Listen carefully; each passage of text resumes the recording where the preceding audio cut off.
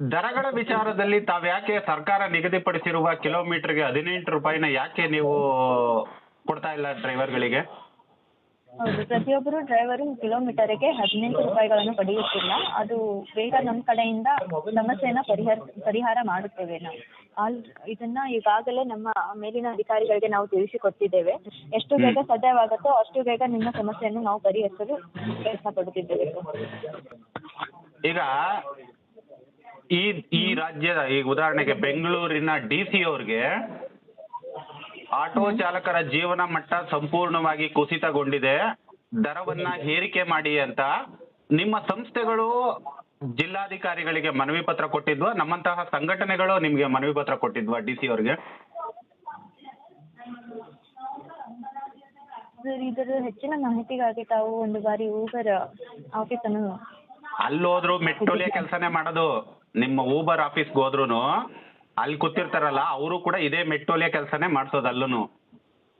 ನಾವು ಕೇಳ್ತಿರೋದು, ನಾವು 1 ವರ್ಷಗಳ ಕಾಲ DC ಅವ್ರ ಆಫೀಸಿಗೆ ಓಡಾಡಿ ದರವನ್ನ ಏರಿಕೆ ಮಾಡಿಸ್ಕೊಂಡ್ರೆ ನಿಮಗೆ ಅದರ ದರವನ್ನ ಚಾಲಕರುಗಳಿಗೆ ಕೊಡೋದಕ್ಕೆ 4 ತಿಂಗಳಾದ್ರೂ ಕೂಡ ಇನ್ನೂ ಆಗ್ತಾ ಇಲ್ಲ ಅಂದ್ರೆ, ಅದೇ ದರವನ್ನ ತಾವು ಪೀಕ್ ಅವರ್ಸ್ ನಲ್ಲಿ ಗ್ರಾಹಕರುಗಳ ತಲೆ ಮೇಲೆ ಕ್ಲೀನಾಗಿ ಎಣ್ಣೆ ಹಾಕಿ ಬೋಳಿಸ್ತಿರಲ್ಲ, ಅವಾಗ ದರ ಏರಿಕೆ ಮಾಡ್ಬೇಕಾದ್ರೆ ನಿಮ್ಗೆ ಯಾವುದೇ ರೀತಿಯಾದಂತಹ ಕಾನೂನುಗಳು ಅಡ್ಡಿ ಬರೋದಿಲ್ವಾ?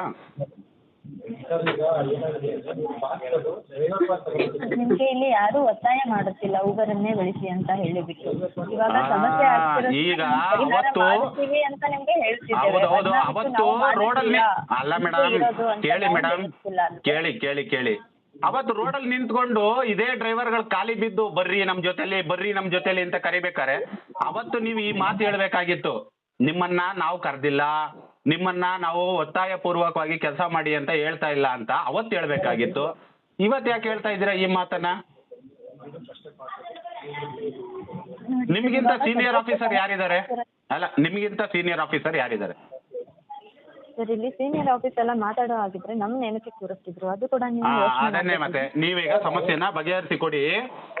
ಏನು ಚಾಲಕರುಗಳಿಗೆ ಮಾನ್ಯ DC ಅವರು ಆದೇಶವನ್ನ ಹೊರಡಿಸಿ ಸರ್ಕಾರ ಅಧಿಕೃತವಾಗಿ ಗೊಳಿಸಿದೆ, ಕಿಲೋಮೀಟರ್ಗೆ 18 ಮತ್ತು ಮಿನಿಮಮ್ ಫೇರ್ 36 ರೂಪಾಯಿನ ತಾವು ಅದನ್ನ ಆದಷ್ಟು ಬೇಗ ಸಮಸ್ಯೆಯನ್ನ ಬಗೆಹರಿಸಿಕೊಡಿ ಚಾಲಕರುಗಳಿಗೆ. ಖಂಡಿತ ಸರ್, ಖಂಡಿತ ನಮ್ಮ ಕಡೆಯಿಂದ ನಾವು ಬಗೆಹರಿಸಲು ಪ್ರಯತ್ನಿಸುತ್ತೇವೆ. ಇದು ಎಲ್ಲ ಚಾಲಕರ ಸಮಸ್ಯೆಯನ್ನು ಪರಿಗಣಿಸಿ ಆಲ್ರೆಡಿ ನಾವು ತುಂಬಾ ಬಾರಿ ಮೇಲಧಿಕಾರಿಗೆ ತಿಳಿಸಿಕೊಟ್ಟಿದ್ದೇವೆ. ಎಷ್ಟು ಬೇಗ ಸಾಧ್ಯವಾಗುತ್ತೋ ಅಷ್ಟು ಬೇಗ ಇಶ್ಯೂನ ಸಮಸ್ಯೆನ ಪರಿಹಾರ ಮಾಡುವ ನಾವು ಪ್ರಯತ್ನ ಮಾಡುತ್ತಿದ್ದೇವೆ.